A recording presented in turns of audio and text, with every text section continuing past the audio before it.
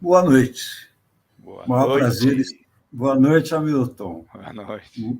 Maior prazer estar aqui com vocês novamente para a nossa 16ª edição do canal do Proletariado, né? E hoje, Hamilton, a gente vai navegar um pouco pelos rios da Amazônia, né? Nossa convidada, Graziela Eu vou Brum. pilotar aqui.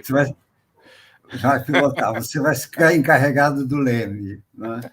E junto com a Graziela, a gente vai ter também a poeta Gisele Ribeiro, que vai comentar a obra da Graziela, e a Adriana Caló, grande parceira também da Graziela, que vai homenagear a Hilda Hilst, né?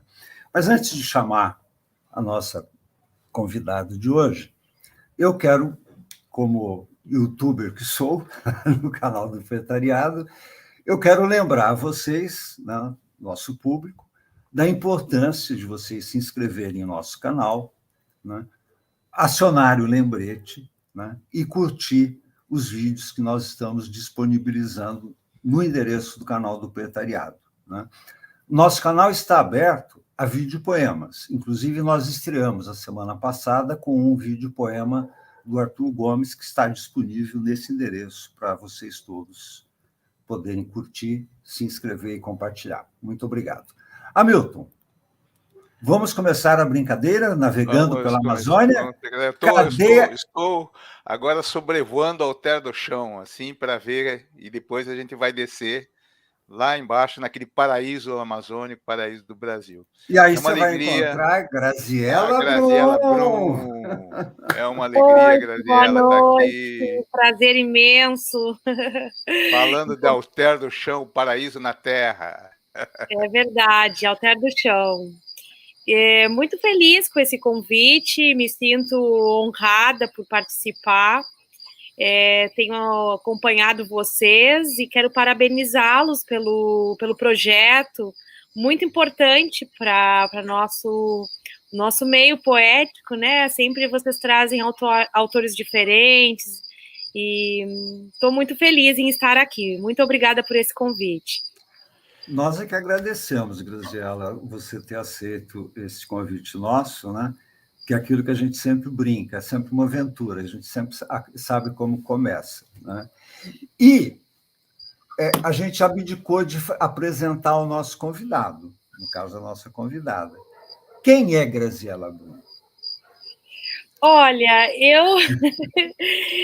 Bom, é uma pergunta bem simples e, ao mesmo tempo, bastante complexa, né, César? Eu sou uma artista, acho que nasci com muita vontade de produzir arte, já me... Como que eu vou dizer? Já me aventurava em algumas coisas ainda na infância, produzindo algumas coisas, em desenho e mais algumas outras coisas. E depois, aos 13 anos, por aí, eu comecei a escrever diário, e a partir desses diários eu nunca mais parei de escrever, né? Fiquei sempre buscando a palavra, eu procuro muito a palavra, sabe? Eu tento entender os seus significados, entender como a gente pode transgredir essa palavra. Eu tenho a minha relação com a palavra é bastante importante. A relação que eu tenho com a palavra determina, muitas vezes, a maneira como eu vou criar o meu texto. E, fora isso, eu sou uma mulher aventureira, né? Uma mulher que gosta de conhecer o desconhecido, ir atrás do desconhecido. Eu gosto de tenho uma curiosidade muito grande pelo Brasil, eu tenho uma vontade de saber sobre as brasilidades, é um tema do meu projeto literário como um todo, né? Não só poesia como prosa. Então, eu vivo num constante deslocamento, em constante buscas, né, de entendimentos, de outras formas de observar a palavra, de encontrar a palavra. E eu me considero uma mulher aventureira mesmo, no bom sentido, assim, não no sentido que eu sou, sei lá, como poderiam ser colocado esse adjetivo para uma mulher, poderia ser um pouco estranho, mas eu entendo que eu sou uma aventureira da poesia mesmo, da escrita, da arte, eu gosto de descobrir novos caminhos. E foi assim que eu cheguei em Alter do Chão, né? Através de um sonho, de uma noite de insônia, eu já tinha começado, eu tinha escrito um único texto de Genipará, eu fui afetada pelo genipapeiro, né? Essa árvore é sagrada e muito importante aqui na Amazônia, em algumas comunidades indígenas. Eu fui afetada por essa árvore, numa cena que começou, que é a cena inicial de Genipará, e a partir daí eu fui em busca dessa árvore. É meio assim que aconteceu o livro e a minha história. O livro acontece junto comigo. E eu fui atrás dessa árvore, encontrei um dia passeando num shopping, eu acabei encontrando uma loja de cosméticos e eu vi que eles faziam um creme, um hidratante do Genipapo. E eu entrei nessa loja e aí comecei a perguntar que era, que árvore, aonde ela dava. E aí fui descobrindo e fazendo pesquisa sobre o genipapeiro, né?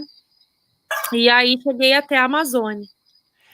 Antes um pouquinho da Amazônia, Graziela, como que foi assim, você é gaúcha, né?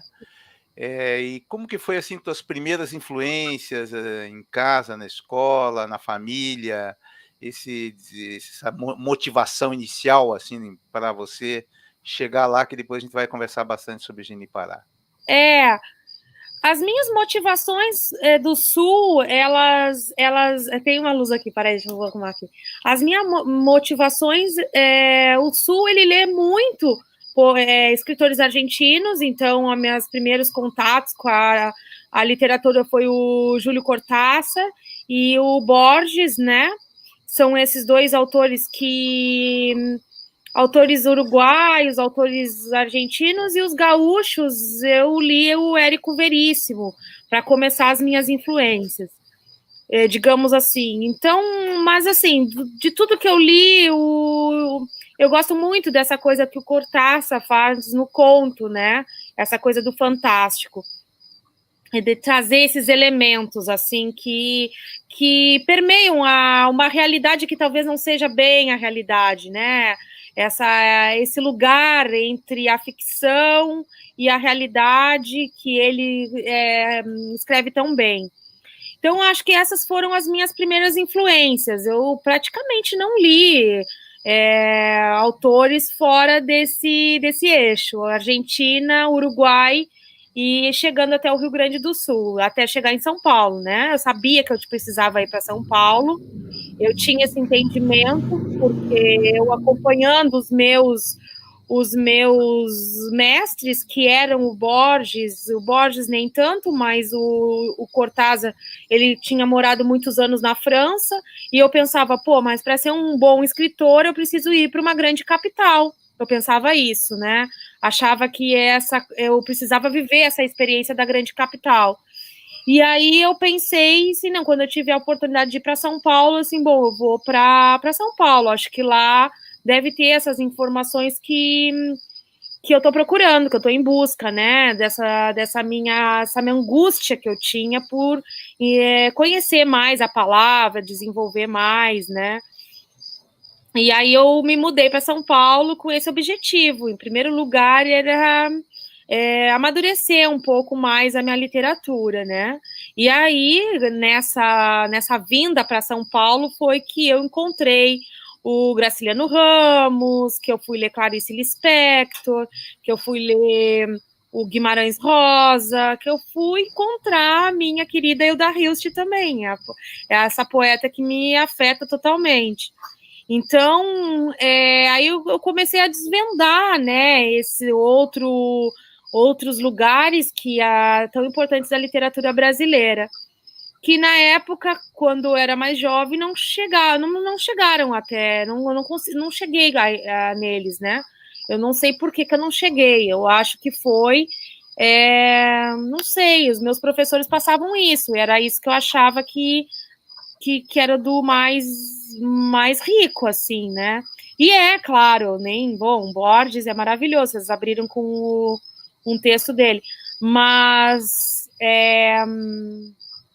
eu acho que depois, quando eu cheguei em São Paulo e logo fui para a Casa das Rosas, conheci todo o movimento literário e cheguei até a poesia e comecei a pensar em conhecer mais poetas, aí fui atrás da Euridice Fontella, da Lupe Cotrim e tantas outras poetas que eu acabei conhecendo.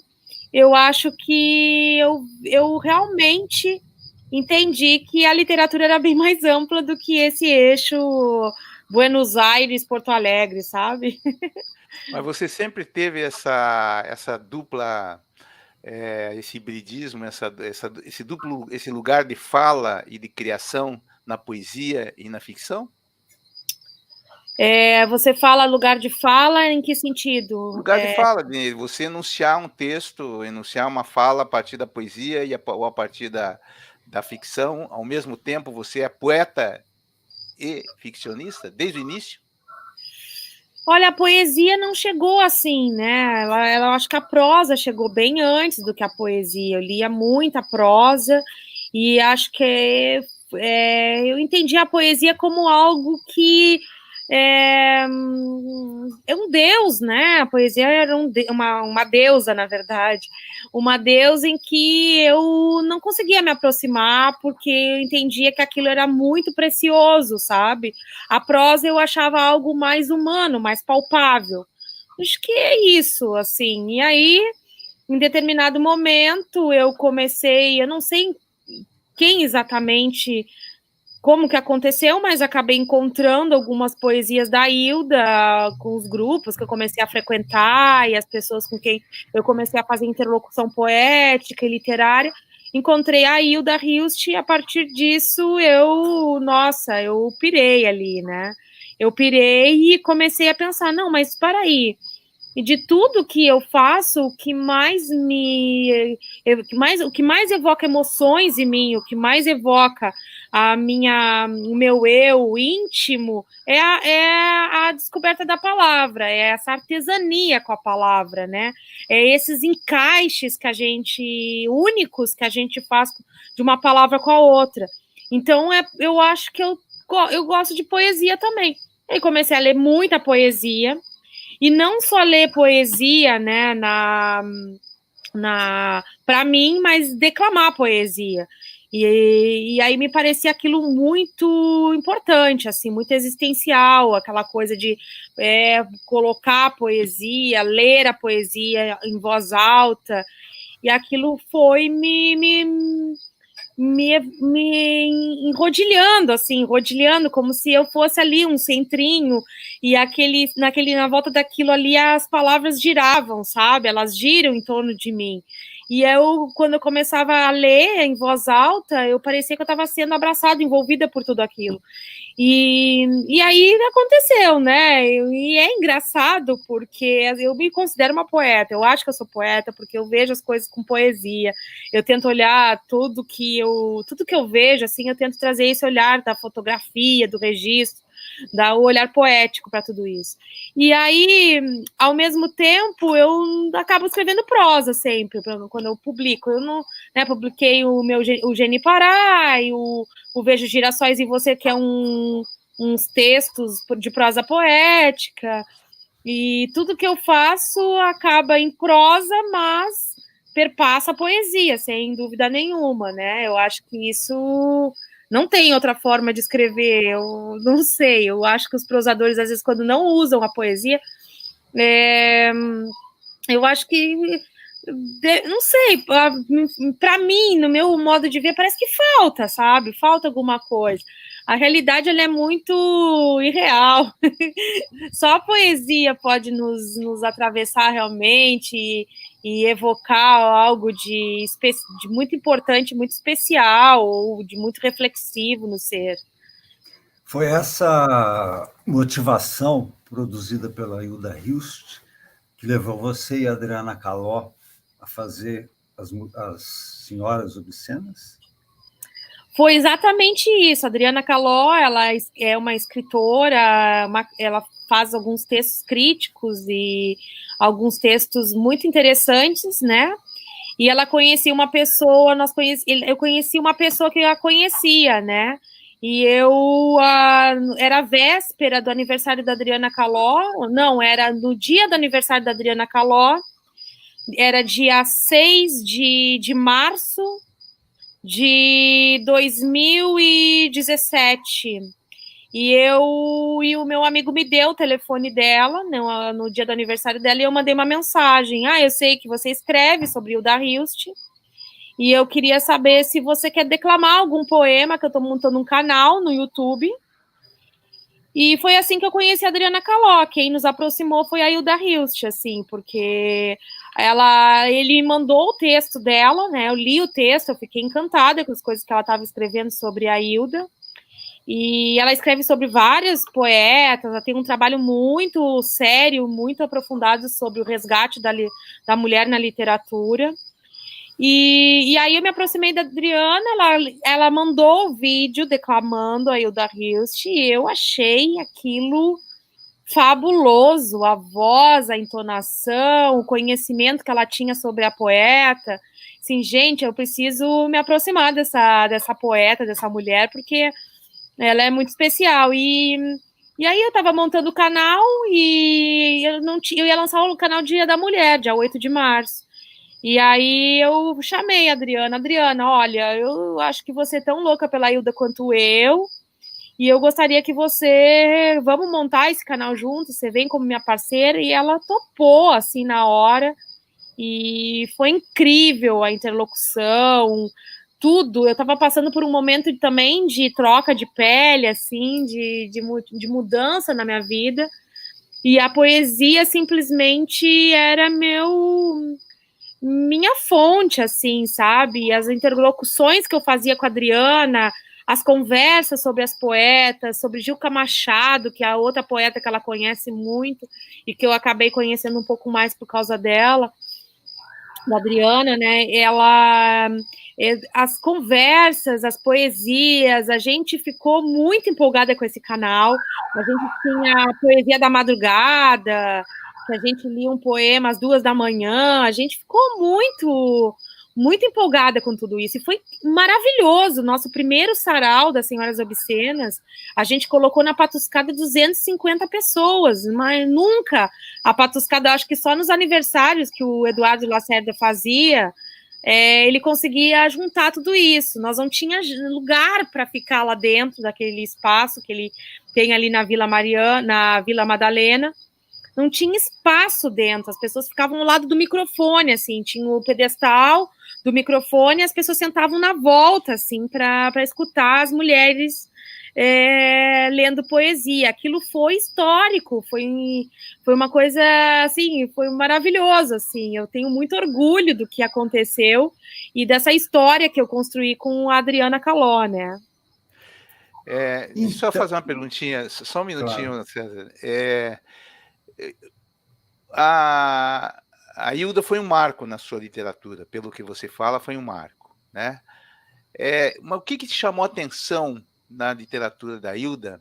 Foi o feminino erótico? Foi a loucura? Foi o diálogo com a morte?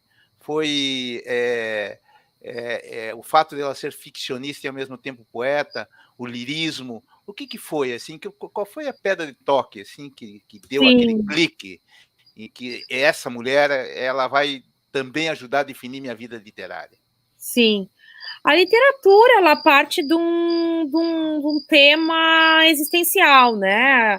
Ou é o amor, a relação com o pai, com a mãe. A minha escrita, ela também parte, eu parto da morte, né? Eu tenho uma relação muito aproximada com a morte. Eu penso muito sobre os meus personagens, inclusive em Genipará a gente tem aí algumas cenas, né? Eu tenho essa aproximação, e a Hilda também tem isso. Meu encantamento com ela, que ela era uma autora completa, ela escreve inclusive teatro, uma coisa que eu nunca escrevi, mas ela escreve poesia, ela escreve erotismo, ela escreve prosa, ela escreve de tudo, né? Então ela é uma poeta muito completa. A primeira sensação que eu tinha que eu tive com a Hilda foi porque eu li muito texto em voz alta. E essa sonoridade que ela dá para a palavra, para o texto, ele é muito envolvente. Então, uma das primeiras coisas que me chamou muita atenção na Hilda foi essa sonoridade. A próprio som, né, da poesia da Hilda, ele antes do sentido, ele já nos evoca para algum lugar, nos evoca para algum sentimento, algo que nos pulsa, né? Já tem uma pulsação ali. E aí esse é um dos fatores que realmente foi um marco. E aí eu acho que é loucura, né? Eu também gosto, eu tenho uma aproximação com a loucura. Eu entendo que é necessário loucura para escrever, eu sinto isso, não é todo mundo que relata as mesmas experiências como escritor, mas eu gosto de flertar muito com a loucura, que me parece que faz todo sentido dentro da poesia, né? Mas isso é uma coisa muito minha também. Eu sei que outros autores pensam assim, mas é isso, né? A loucura, ela me evoca alguma coisa também. E aí, acho que a Hilda acabou virando a minha referência. E dentro da minha loucura, a Hilda, né? A Hilda faz parte da minha loucura. Eu vejo a Hilda, aí entra a Graziella pede contato. E é o que a Hilda falava, eu peço contato às vezes. Hilda, pelo amor de Deus. E ela... A última vez que ela apareceu para mim, ela dava risada e debochava da minha cara. Ela já esteve nos meus sonhos e disse: para de me encher o saco, Graziella, vai cuidar da tua literatura. Ela falou isso num sonho para mim. E depois, agora, esses dias, eu sonhei com ela rindo, assim. Você acha que é a escritora? Olha só. Ninguém entende o que você faz. Ela fala umas coisas assim para mim. E aí eu tenho essa relação com a Hilda, né? A Hilda se aproximou demais. Esse ar desbocado é bem da Hilda mesmo. Esse ar desbocado. Vá merda, Pocolé que é tua, é bem da Hilda mesmo. Ela uma vez ela falou e tal, mas aí acho que faz parte da minha loucura, né? Então, aí eu quero aproveitar, então, né, já que você falou tanto da importância da Hilda e da Adriana Caló, vamos chamar a Adriana Caló. Boa noite, Adriana. Seja Olá, boa noite, pessoal. Então, Adriana, a Graziella aqui estava relembrando, né, a história e o envolvimento de vocês com a Hilda Hilst. Sim, então, foi em 2016. A palavra é sua. Foi em 2016, Grazi. 2016. Foi em 2016, foi o primeiro sarau, foi quando a gente se conheceu. E é isso, a Hilda é a nossa ponte, né? Foi a união minha da Grazi, a paixão pela Hilda Hilst, o Senhoras Obscenas. A Grazi chegou com a ideia de um canal para divulgar, né, a literatura de autoria feminina.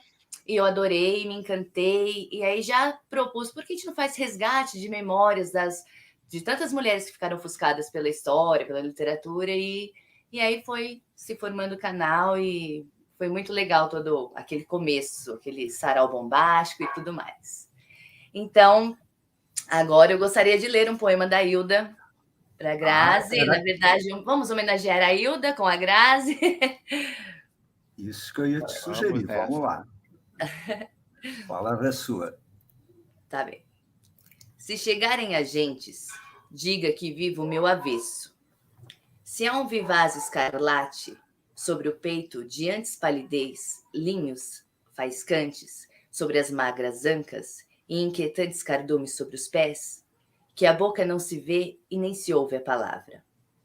Mas há fonemas, sílabas, sufixos, diagramas, contornando o meu quarto de fundo sem começo. Que a mulher parecia adequada numa noite de antes, e amanheceu como se vivesse sob as águas, crispada, fluxonante. Dá-lhes principalmente que há um oco fulgente num todo escancarado, e um negrume de traço nas paredes de cal, onde a mulher avesso se meteu. que ela não está neste domingo à tarde apropriada, e que tomou a galha, e gritou às galinhas, e que falou com Deus. E mais um poema que traduz um pouco, eu acredito, que todo o tempo que eu convivi com a Grazi, o que ela sente da poesia da Hilda, toda essa mistura entre a morte, o erotismo e a loucura. E eu sei que a Grazi gosta desse poema também. De cigarras e pedras querem nascer palavras, mas o poeta mora sós num corredor de luas, uma casa de águas. De mapas mundis, de atalhos, querem nascer viagens, mas o poeta habita o campo de estalagens da loucura. De carne de mulheres, querem nascer os homens, e o poeta preexiste entre a luz e o sem nome. Hilda Hilst. Legal. Muito bom. Muito bom. Grazi, pode falar. Fala, Milton. Não, fala você. Não, a Grazi vai ter uma passagem por São Paulo, onde é marcada por um livro que se chama Mercado de Flores, Mercado das Flores, né? Que é uma poesia urbana, né? Para depois a gente até fazer o contraste com a vivência e ambiência amazônica, que é outra coisa completamente diferente, né? Queria falar um poema seu dessa fase. Toda a resistência contra a Babilônia está no Largo do Orochi. A loucura, a lhamba, o grito, o mercado das flores, o girassol. 7 horas da manhã, um cachorro ladra, ladra, ladra. As columbinas cruzam a Vieira de Carvalho, o mendigo dorme. Se não soubesse de cor a insignificância das coisas, poderia vestir o ego nos meus. Essa matraca na minha cabeça não cala, não taca, não cala. Toca bongô, toca reco-reco, toca pandeiro, domina. O taxista chama, o ônibus freia, a menina de salto alto, e os cachorros ladram, ladram. A cidade não acorda. Não, a cidade dorme e é largo. Chupar meus canis dentes de aço. Esse poema está no Mercado de Flores, né? E como que foi essa fase em São Paulo, sua, no Largo do Orochi? Como é que foi? Uma fase bem poética. E leitura. Hamilton, legal tua leitura desse poema. Primeiro quero dizer que, nossa, eu estava morrendo de saudade de escutar a voz da Adri declamando Hilda Hilst. Ela é maravilhosa declamando Hilda Hilst. Declamando qualquer poema, mas a Hilda, eu acho ela incrível quando ela declama a Hilda. Bom, muito obrigada por essa homenagem, Adri. Ai, que saudade. Bom, quando eu estava em São Paulo, a princípio eu cheguei em São Paulo casada com um amigo de infância, de muitos anos, um relacionamento de, 25 anos entre amizade e casamento. E aí eu era dentista na época, ele era médico, então a gente era a gente vivia num bairro que era o Vila Mariana e vivia numa situação assim, confortável, sabe? E eu vivia São Paulo dos restaurantes, aquele São Paulo que é maravilhoso também, né? Um São Paulo em que você precisa de dinheiro para gastar. Só que aí aconteceu que eu quis me separar, porque eu queria viver outras experiências e eu me sinto essa mulher meio aventureira, de querer viver outras coisas. E aí eu me separei do meu marido, que, né, e aí a gente teve esse rompimento, e aí começou a acontecer mil coisas na minha vida que me levaram a repensar, assim, sabe? A poesia entrou com tudo nessa época, conheci a Adri, aí foi a Hilda Hilst, aí foi o Sarau, aí foi as minhas experiências com todas as coisas que eu vivi em São Paulo, foi uma loucura. E aí eu pensei, nossa, eu moro no Vila Mariana, eu tô a fim de ir para um bairro em São Paulo que eu possa que eu possa ver outras coisas, que eu não vou ficar só nisso aqui, porque isso aqui é muito, né, eu preciso de umas experiências mais diferentes, assim. E aí, na época, eu conheci a Euridice Fontela, a poesia da Euridice Fontela, fui saber da história da Euridice Fontela e fiquei sabendo que ela morava perto do Minhocão. Aí, assim, gente, acho que eu vou para lá. Eu vou para lá porque, pô, deve viver no centro de São Paulo deve ser uma mega experiência para escrita, né? Aí eu comecei, eu peguei e disse assim, vou alugar um apartamento lá no Largo do Aroche. E eu fui assim, né? Disse, vou me mudar. E me mudei pro Largo do Aroche. Morei quase 2 anos lá. E foi muito louco essa experiência. Essa experiência foi incrível, assim, porque eu me lembro que o primeiro dia que eu desci, eu era, sei lá, eu era bem, tinha umas roupas mais, assim, mais apresentada, de marca e tal. Aí eu desci com a minha cachorrinha, Yorkshire, com cabelo loiro, toda gostosa, bonita. E aí eu caminhando no Largo do Aroche e uma mulher, eu não sei, uma pessoa que estava na rua, que acho que era um morador de rua, falou, eu vou te matar! Aí eu achei, nossa, eu vou te matar, olha que frase maravilhosa. Eu vou te matar com uma faca, ele falou assim, acho que pra mim. E eu, gente, olha que experiência incrível. Aí eu voltei para casa e na próxima vez que eu sair com esse cachorro, ele falou assim, se você não me der dinheiro, eu vou pegar esse cachorro. E eu disse assim, nossa, eu tô no lugar certo, aqui eu vou viver muita coisa maluca. E foi isso, eu vivi muitas experiências no Largo do Aroche que são maravilhosas, são coisas que afetaram muito a minha poesia na época, e até hoje eu lembro disso. E com muito carinho dessa experiência que eu tive lá. E eu fico muito feliz em ter tido a coragem de morar lá sozinha, né? E depois descer. E depois eles me conheciam já, e aí eu já fiquei íntima de todo mundo que morava por ali, na praça, ou com as pessoas que tinham comércios ilícitos por ali, ou com, sei lá, com prostitutas que viviam na rua. Eu já fiquei mais próxima, né? Me senti o Roberto Piva em determinado momento, andando pelas noites de São Paulo. Graziela, me diz uma coisa, aproveitando o gancho da pergunta do Hamilton, o mercado de flores, por exemplo, ao lê-lo, né, inteiro, a sensação que eu tenho é uma poeta urbaníssima, fala a linguagem da grande metrópole. E, pelo que eu entendi, esses poemas você escreveu antes de ir para a Amazônia.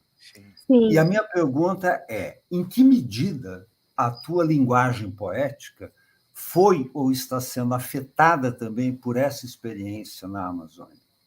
Tá. Não, eu estou escrevendo agora poesias que são... que trabalham a Amazônia, né? A mulher na Amazônia, sobretudo. Eu acho que eu acabei não enviando para vocês esse poema que saiu na CTPM, que eu fui convidada pela CPTM para falar para o canal deles no YouTube, né? Para declamar um poema sobre mulheres. Eu declamei essas mulheres da Amazônia, que mulheres não são mulheres, mulheres são árvores, né? E essas árvores se comunicam, e tem toda uma história que uma narrativa que eu estou trazendo para um livro poético também. O que acontece comigo, César, é que é o seguinte, eu sou uma pessoa da sonoridade, eu escuto muito. Eu sou uma pessoa muito ligada, quando eu vou a algum restaurante, eu gosto de escutar o que as pessoas estão falando ao lado, eu fico escutando a voz, eu fico entendendo o que é a sonoridade, para mim, é fundamental. Então, quando eu estou no Largo do Aroche, eu não fico na minha casa só lendo Euridice Fontela e Hilda Hilst, eu estou caminhando por ali, na volta, andando por ali, porque o que eu estou fazendo? Eu estou buscando as palavras, eu busco palavras na rua. E aqui em Alter do Chão também, a gente pode buscar palavras ou buscar sons, né? Que eu estou sempre escutando um pássaro, eu estou escutando muitas histórias, eu estou próximas de pessoas que estão me contando algumas coisas daqui. Então, eu estou buscando essa sonoridade. E aí, essa sonoridade, ela há uma... Eu entendo que eu consigo... Eu entendo que eu consigo atravessar, né? Atravessar essa matéria, a matéria que me cerca a partir desse som. É o som que faz com que eu consiga sair de uma poeta urbana e uma poeta que pode viver na Amazônia, escrever sobre a Amazônia. Mas você é uma pesquisadora, né? Porque Genipará, por exemplo, que é a sua narrativa, eu julgo a narrativa mais importante, ela começou com um conjunto de reunião de um conjunto de informações. Você reuniu uma série de informações até a partir do rádio, né? Do Nelson, né? Você ouvia rádio, você observava as árvores, você observava o carimbó, você observava a samaúma, você observava o gosto da terra, o genipapeiro, o tucunaré, o tambaqui, quer dizer, sabe, aquele movimento da natureza, né? A mulher mato, a mulher árvore, a mulher rio, a mulher, quer dizer, o jeito do feminino, né? Quer dizer, você foi criando uma ambiência que deu justamente nesse livro, né? Que é muito rico em pesquisa, muito rico em palavras, em situações, etc. Você podia falar um pouquinho disso? Milton, sabe o que eu fiz, assim, quando eu comecei a minha pesquisa em Genipará? Primeiro eu tive esse momento, né? Que foi esse momento de enxergar essa mulher que estava tendo um parto embaixo de uma árvore, que eu não sabia que era na Amazônia, que depois foi revelado um sonho para mim, que era na Amazônia. O que aconteceu? Eu vi essa mulher e precisava aprofundar meu personagem, né? E quando eu descobri que era na Amazônia, é simples. Eu pesquisei uma rádio da Amazônia e comecei a escutar. Chegava a escutar 2 horas de rádio por dia, tá? Eu ficava escutando as notícias de Manaus, as notícias de alguma cidadezinha do interior, da Amazônia. A rádio Iandê é uma rádio que eu escuto sempre, escutava rap indígena, ficava escutando. E aquele som, aquilo ia às vezes eu escutava 2, 3 vezes a mesma reportagem e ficava ali, né, absorvendo aquela sonoridade, aquela voz. Então, quando eu falo que eu escrevi Genipará, eu não cheguei a conhecer muito além de Alter do Chão. A Amazônia é incrível, é imensa, mas a minha pesquisa se deteve bem em Alter do Chão e comecei a focar no que eu estava escutando por aqui, nas viagens que eu fiz para cá, faz 8 anos que eu venho. Eu comecei a escutar as pessoas, depois eu comecei a escutar algumas músicas, e eu fiquei sempre muito nessa coisa da sonoridade, da escuta, né? Eu acho que um escritor, ele faz isso, ele escuta, ele está sempre com os ouvidos bem abertos para escutar o som do mundo, né? As coisas vêm automaticamente, o personagem se forma na sua caminhada, então eu sinto isso, assim, eu acho que Genipará foi criada a partir dessas escutas de rádio. Então, Hamilton, acho que agora é hora da gente ouvir a interpretação da Gisele Ribeiro, que é amazônida, vive lá na Amazônia. Boa noite, Gisele, seja bem-vinda. Ativei o microfone. Boa noite. Eu queria, antes de começar a falar do Genipará, agradecer o convite, né? Agradecer ao César, Milton e a Grazi também, porque tinha que escolher alguma leitora e caiu justamente sobre essa que vos fala, né? Antes de falar um pouco mais desse Genipará, que a Grazi está falando e está me encantando, os olhos ficam vidrados aqui na tela, né? Porque ela vai falando e vai me desarmando. Talvez eu quisesse fazer alguma pergunta que ela já introduziu a resposta e aí me desarma. Mas tem um acontecimento da elaboração desse projeto aqui, desse encontro nosso, o César e o Hamilton pediram uma reunião para que nós entendêssemos um pouco como seria. E nesse encontro, que foi uma reunião, a Grazi já falou aqui sobre a profissão anterior a esse agora, né? Ser dentista. E a Graziella nos contou essa passagem de forma tão encantadora e tão metafórica que eu acho que caberia agora também relembrar essa definição que ela deu. Mas anteceder a isso, eu quero dizer que o próprio livro Geniparar, ele já anuncia essa mudança toda nesse destino da Graziella Brum, quando ele nos fala lá na página 163. É de um rio meu destino, e segue a desviar arraias e pedras, e de quando em quando se faz curva sinuosa, retorcida para contornar obstáculos que se colocam à frente. É de água meu desejo, a se renovar em paisagens, a se mostrar o outro do outro, e nos provar que nunca somos o mesmo, nunca somos aquele que começa a viagem. Quando Graziella vai contando esse percurso até se tornar essa escritora, que depois nós vamos conversar um pouco mais, eu lembrei desse trecho do Geniparar, porque parece que ele já marca, não é? Esse momento anterior e marca esse momento atual. Não é? Então, Graziella, que tal se você mostrasse para a gente, assim como mostrou naquela conversa, essa metáfora da profissão de dentista, que já anunciava que você ia acabar nesse plano aqui de escritora literária. A minha carreira como... Assim, eu acho que eu vivi uma experiência, tá? Que é uma experiência no interior do Rio Grande do Sul, uma experiência que... Deixa eu arrumar aqui a câmera, que eu tive que mudar para botar meu computador. Eu vivi uma experiência do Rio Grande do Sul, né, que foi uma experiência de uma família tradicional, uma família do interior, e que pensava numa... Minha mãe me criou para viver um casamento convencional, me criou para ter uma profissão convencional e para ter comportamentos convencionais.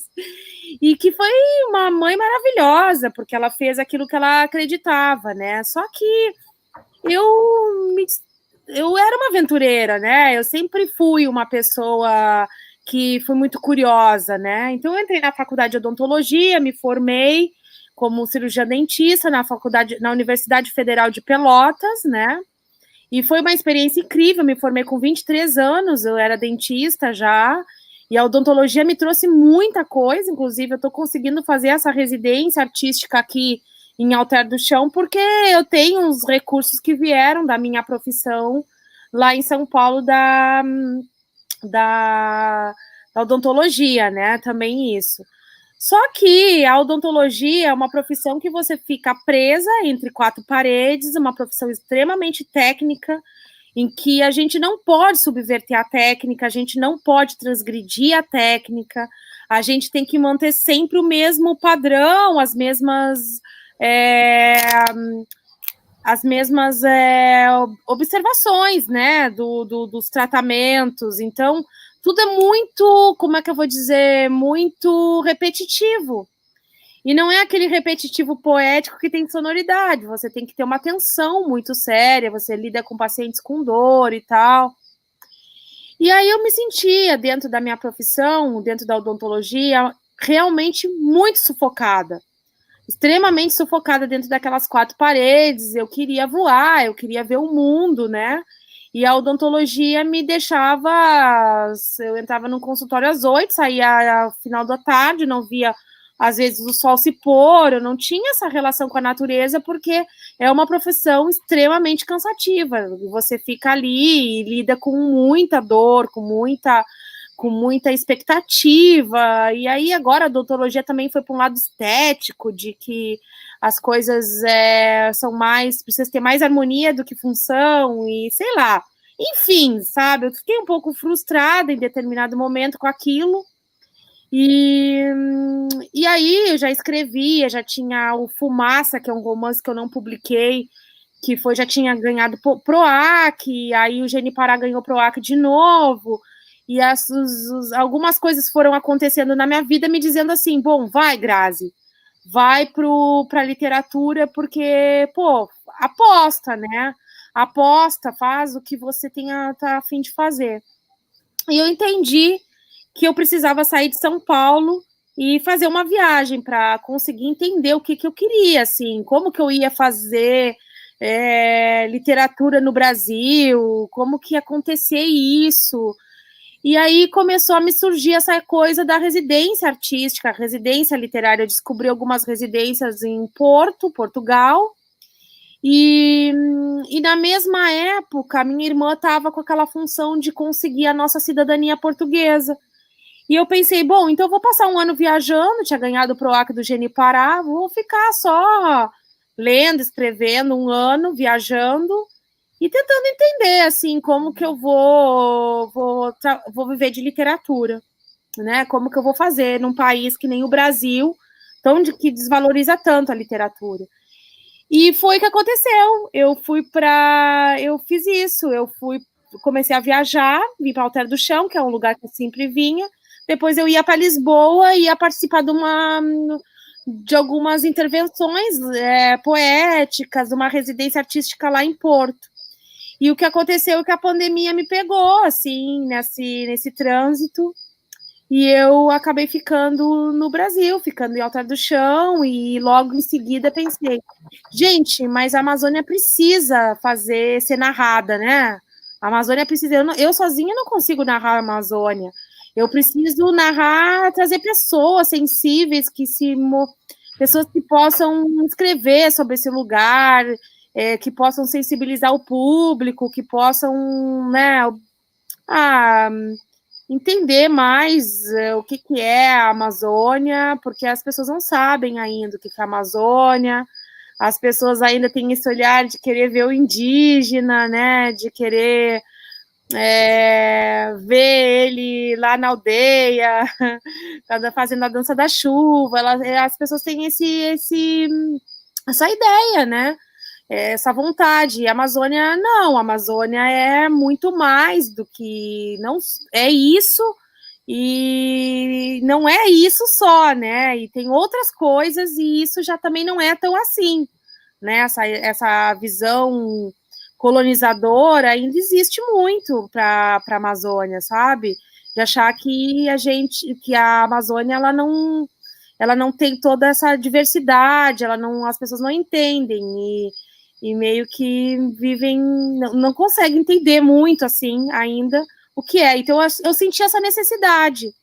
Eu senti essa necessidade de trabalhar aqui e buscar pessoas sensíveis que possam escrever e não sei se traduzir, mas que possam também sensibilizar outras pessoas para as questões da Amazônia, as complexas questões que aqui tem, né?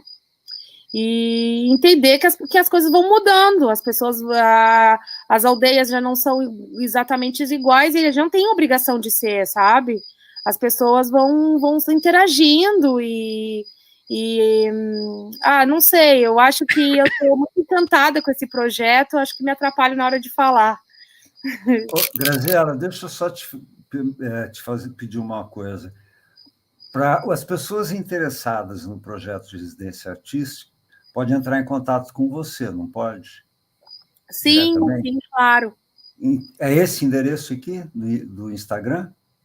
Esse é o meu Instagram, que eu falo sobre a minha arte, a minha poesia, mas o Instagram do Campo de Eliantos, né, que é o projeto em si, em que eu publico só a programação do projeto, é @Campo de Eliantos, com que H, é o Instagram, né? Do Campo de Eliantos, É esse aqui. Isso aí. Isso mesmo. Então, o nosso público pode anotar, os interessados, é só entrar em contato com a Graziela. Isso. Continuemos, então, interrompendo para uma pequena publicidade do projeto, que eu acho muito importante. Muito bom. Vamos continuar conversando sobre a obra da Graziela. Gisele. Tem no Genipará, e hoje a gente faz um pouco uma leitura dos paratextos, né? E a gente vai observar que tem uma capa do artista visual, né? Do artista, um grande artista, que é o Ivan Sita. E aí a gente começa a leitura, essa aventura do que tem por trás disso tudo, desde essa capa, né? Que a gente vai perceber, por exemplo, que tem um jogo de cores, é muito Ivan Sita, né? Tem um jogo de cores, aí vem o vermelho, vem o azul, vem o marrom, e se a gente for tentar compreender essas cores, ou melhor, fazer a leitura dessas cores, a gente já vai ter um pouco desse contato com o que tem lá dentro, né? Porque tem um azul, por exemplo, se a gente for consultar um dicionário de símbolos, o azul tem uma relação, faz uma relação com o espiritual, que a Amazônia também proporciona isso, né? E o vermelho tem a ver com a meditação. Então, tem toda uma cadeia simbólica que já começa a se comunicar com o leitor desde esse início, né? E aí tem o marrom, não é? Que aqui já nos remete também um tronco de árvore, talvez uma folha também, não é? E aí tem essa cor meio de terra argilosa, não é? E tem o branco, no nome Genipará, né? E esse branco que também já pode anunciar, segundo as informações do dicionário de símbolos, né? Esse paraíso original. Então, acho bastante interessante também nós nos aproximarmos da arte, né? Do Ivan Sita, que já provoca o que pode vir lá dentro, né? E lá dentro, eu quero lhes dizer que eu fico encantada com essa obra. Por quê? Porque não é uma mulher amazônica falando desse espaço, né? E falando com tamanha capacidade, né? Mas o porquê que Graziella Brum vai falar com tamanha capacidade? Porque ela adota esse lugar como se fosse um estado de pertencimento. Pela linguagem usada por Graziella, a gente vai perceber que ela parece que subiu a escala de estrangeira, né? A gente vai poder chamar de estrangeira porque ela não é natural daqui, mas ela sobe essa escala de estrangeira quando ela se dispõe a habitar o espaço que ela vai narrar. E isso é bastante importante. Por quê? Porque seria perigoso para a escritora falar de uma Amazônia sem conhecer esse espaço, né? E a gente tem, que é da Amazônia, eu sou da Amazônia, nós temos o conhecimento, por exemplo, de que para você falar dos encantados, né, desse espaço amazônico, você tem que pedir permissão a eles. Como é que você vai pedir permissão estando de um lugar a outro, né? Então, Graziella já subverte essa ordem, porque ela entra nesse espaço que ela vai narrar. E tem uma outra questão que eu acho que é fundamental dizer aqui, que compõe a grandeza dessa obra, Genipará, que é uma narrativa de uma mulher, e as narrativas das mulheres têm um tom muito mais forte, porque mulher acolhe, né? Então, Graziella vai para dentro dessa mata, e Graziella vai se aproximar cada vez mais desse tudo que o espaço dispõe, né? Então, esse olho que tudo vê e tudo registra para depois, né, fazer a peneiração, para saber o que dizer para o leitor. E aí, por exemplo, quando eu estou falando dessa linguagem, que é uma linguagem bastante íntima desse espaço, Graziella se aproxima e vê o invisível para nos descrever. E eu estou falando isso como uma amazônida, não é? Então, ela vai descrever coisas que até nós, amazônidas, também podemos deixar escapar. E aí ela vem, por exemplo, quando ela vai falar dessa mata, não é? Aí vem nos dizendo assim, na página 35. A canção da mata é o sopro de uma flauta. A água caía, os pingos atravessavam os pecíolos, tomavam as folhas a correr num assovio leve, leve, e desciam aos poucos até suas finas pontas. Ali, paravam a esperar uns aos outros e se enchiam redondos para, por fim, caírem em outras folhas.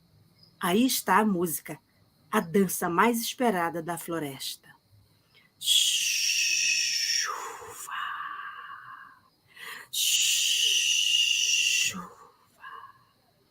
Água lava, água leva, água livra, água cai como luva em mim. Água lava, água livra, água lava, água cai como chuva. E aí eu trago um pouco de uma canção que também é de uma amazônida, não é? Para poder ilustrar um pouco mais. Então, essa percepção dessa queda da gota e essa descrição encantadora, não é? É o que gera, o que a própria orelha do livro vai dizer, essa prosa poética muito bem concebida por Graziela Brum, né? Lá na orelha tem assim, Genipará é um livro que adentrou as profundezas da Amazônia e traz à luz uma prosa poética, narrativa de seus habitantes que dizem por eles e pela floresta. Então, eu acho que é importante, né, dizer que Graziela entra na Amazônia, pede permissão para a mata, para os rios e para os seus encantados, para poder falar deles, e por isso fala com tamanha propriedade disso que é a Amazônia. Por quê? Porque sou eu, mulher bicho, mulher mato, aqui em corpo, em espírito, ando com lança na mão, sou eu pronta para dar à luz. Nasce Genara, nasce minha filha, junto aqui o genipapo, junto aqui esse mundo que é teu, vem nesse sangue que verte, nesse líquido quente, viscoso, de bago de fruto. Eu sou mulher nua sobre os braços de uma floresta que se desloca junto aos nossos corpos. Árvores que caminham, são milhares de anjos a tocar flautas, enquanto meus seios ardem a substância pura. Maravilha. Ai, Hamilton, Gisele, vocês são incríveis, fizeram eu chorar aqui. Muito bom, Hamilton, essa tua leitura também. Gisele, obrigada por essas palavras, meu Deus. Mas é interessante isso, essa leitura da Gisele e essa leitura que eu fiz agora, porque dá uma outra dimensão para a ficção, dá uma outra dimensão para a narrativa, que é a dimensão poética, né? No fundo, você não se descola da poesia em nenhum momento. Você procura a poesia no texto. Procura a poesia no texto narrativo. E eu acho que isso aí tem uma característica de uma grande obra, né? Quer dizer, a gente vê, por exemplo, Guimarães, nos Grandes Sertões, é até poesia pura. Aquilo ali é poesia pura, né? É a busca da poesia. E é interessante que essa mulher mato, essa mulher animal, essa mulher bicho, essa mulher rio, ela vai se gerando, mas ao mesmo tempo ela vai gerando a mata. Ela vai gerando a Amazônia, ela vai fazendo a Amazônia, né? Por isso o papel fundamental da mulher nessa narrativa. E eu queria só destacar dois outros elementos. Ao mesmo tempo, uma coisa que não falamos, que é a saga amazônica, nesse momento de devastação da Amazônia que você narra tão bem também, é a motosserra, são os indígenas resistindo, né? São queimadas, mortes de pessoas, etc., mas ao mesmo tempo todas as encantarias brotando da floresta, brotando dos rios, brotando do invisível, como a Gisele fala, né? Esse mundo invisível dos espíritos, né? Que a gente não consegue pegar, não consegue narrar, mas o que dá uma sustentação espiritual para a Amazônia e o que faz a gente acreditar, inclusive, que a floresta é muito mais do que matéria-prima e que é muito mais do que devastação. E tem também, não é? A Grazi tem a influência da Hilda Hilst e não pode deixar de aparecer erotismo na escrita dessa mulher, não é? Nós estamos aqui nesse plano mesmo de estabelecer o nosso lugar, nós enquanto mulheres, não é? De estabelecer o nosso lugar, não é? E por que não também dizer do amor na sua inteireza? Tem um trecho aqui que me marca muito também, que é erótico, e eu não posso deixar escapar, não é? Porque também tem a ver com um pouco dessa influência de Hilda Hilst, não é? Hilda Hilst, que também fazia poesia erótica, e aí a Graziela vem com um erotismo que é também, novamente, muito perspicaz, não é? Na página 68. Posso levar você?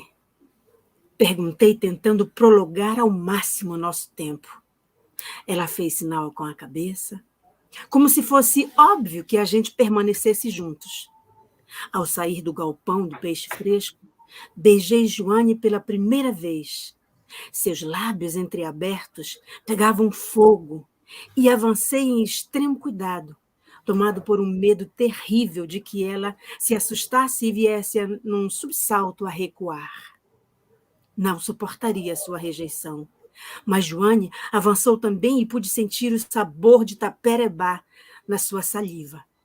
Nossas línguas denunciaram a excitação como se as águas do rio Jururema estivessem prestes a acordar.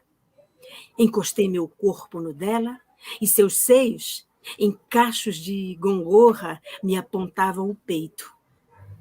Eu a queria e só sabia querê-la. Ah, bruta flor do querer, bruta flor, bruta flor. É o erotismo impregnado, né? Nessa voz de mulher, e eu volto a dizer que é fundamental também nessa prosa poética da Graziela Brum. Estou encantada, gente. São as encantarias amazônicas. Não, com certeza. A Amazônia é um feitiço. Tem também o trecho, né, que o que nós... E é um olho que tudo vê, como eu disse, né? Graziela Brum tem um olho que tudo vê, então você não tem só os encantados. Você tem uma realidade que foi reorganizada e foi muito bem construída por essa poética, não é? Naquela descrição da reação erótica do Padre Dias, aquilo me chocou muito. Mas, ao mesmo tempo que me choca, tem esse formato desse dizer que também me deixa assim perplexa, não é? Porque quando ela vai narrar, não é, esse momento, ela acaba, não é, deslocando esse padre para essa visão que se tem de santo, não é? E bota ele num plano muito terrestre, capaz também de ter desejos e de cometer até. Então, são várias facetas de uma prosa, né, que por isso eu acho que enriquece muito mais, né? Esse olhar muito maior. Né? Como eu disse, que vai muito perspicaz, observando tudo e registrando esse tudo, através da sua prosa poética. Né? Bom, Graziela, os interessados em Jeripará, como fazem para adquirir o seu livro? Porque a gente sabe que, infelizmente, a distribuição dos nossos livros é muito precária. Então, é bom a gente aproveitar esse momento, que deve ter bastante gente interessada, para ter acesso ao seu livro. Por favor. Olha, depois do que vocês falaram, eu acho que sim. Espero que eu vou mandar esse link para muita gente, porque fiquei muito encantada com tudo que vocês disseram, né? Realmente, eu acredito que quem olhar vai querer comprar o livro. Olha, a editora Reformatório, eu saiu pela editora Reformatório, do Marcelo Nocelli, mas eu também, no meu Instagram, esse que você colocou na tela, eu também envio eu respondo lá no chat, no direct, e envio para bastante gente, assim, quando eu faço uma listinha de 10, quando tem 10 pessoas, eu peço para uma amiga minha em São Paulo mandar. Muito bom. Então, o público já está ciente de como consegue chegar até o seu livro. Para terminar o programa, só faltava a Dona Onete estar cantando Treme, Treme, Treme, Treme, Treme. Né? Que saudade. Pois é. Saudade da Dona Onete. E para terminar o programa, vamos chamar a Adriana Caló, né? E quero manifestar aqui o meu extremo prazer em ter conversado com você, Graziela, ouvido a Adriana Caló recitando Hilda Hilst, e os comentários da Gisele, que me foram muito bem-vindos. Adorei esses comentários, né? E, infelizmente, nós temos que encerrar. Né? Mas, César, só uma coisinha. Eu acho que depois da Adriana Caló, seria legal, talvez, encerrar o programa com uma leiturazinha da Graziela, de algum trecho do livro, alguma coisa assim, porque o público quer ver ela falar também alguma coisa. Deixa eu ver aqui. Tá contigo. Hã? Deixa eu procurar aqui. Fala, Adriana. Aqui, mas eu vou pegar. Oi? Não, a Adriana vai falar agora, né? Um poema da Hilda? Isso. Vamos finalizar o poema dele. Gente, queria agradecer, obrigada pela participação, obrigada pelo convite, Grazi. Um prazer estar aqui com vocês. E vamos fazer a leitura.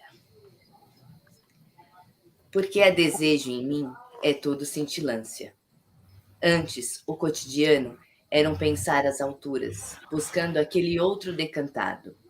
Surdo a minha humana ladradura, visgo e suor, pois nunca se faziam. Hoje, de carne e osso, laborioso, lascivo, toma-me o corpo. E que descanso me dás depois das lidas? Sonhei em penhascos quando havia o jardim aqui ao lado. Pensei subidas onde não havia rastros. Extasiada, fodo contigo, ao invés de ganir diante do nada. Adoro. A voz não está boa, um resfriado muito forte, mas muito obrigada pela participação. A Hilda vai agradecer. Aí, não, eu não estou com um livro aqui, mas eu peguei o miolo, vou tentar ler um pedacinho, então, para vocês, para fazer esse encerramento. Peraí, deixa eu colocar aqui. Bom, no Genipará tem um pássaro que vai atravessando a história, que vai fazendo alguns links, né? Vai linkando, e é um pássaro meio filósofo, meio que o corvo de Edgar Allan Poe com as devidas proporções, porque Edgar Allan Poe é Edgar Allan Poe, o corvo é maravilhoso esse poema, mas eu trouxe na mesma intenção, assim, eu pensava que na voz de uma pessoa ia ficar meio estranho, então eu pensei nesse pássaro atravessando toda a história e falando algumas coisas. Aí ele começa com essa sonoridade do pássaro, né? Cri, crió, cri, crió. Depois de umas 3 horas cantando, resolvi parar. Quem sabe eu, dali da pitombeira, escutaria eles, porque se um canta daqui sem escutar de lá, e o de lá canta sem escutar o daqui, nunca que a gente se encontra. Comi umas pitombas enquanto prestava atenção nos movimentos da mata. Nada. A floresta era o vazio do vazio, e aquele silêncio me colocou medo.